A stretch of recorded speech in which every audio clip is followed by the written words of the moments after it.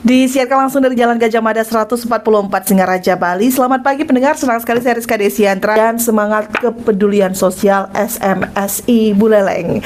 Nah, Om Swastiastu, selamat pagi Om Frans. Selamat pagi Om Swastiastu. Terima kasih sudah hadir sebelumnya. Selamat pagi Pak.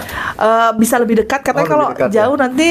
Ya, terima kasih. Selamat pagi buat masyarakat Buleleng, terutama para penikmat produk jurnalistik di Buleleng.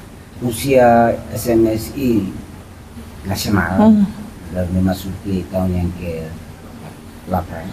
Benar, izin ya, terima kasih. Selamat pagi pemirsa RRI dimanapun berada.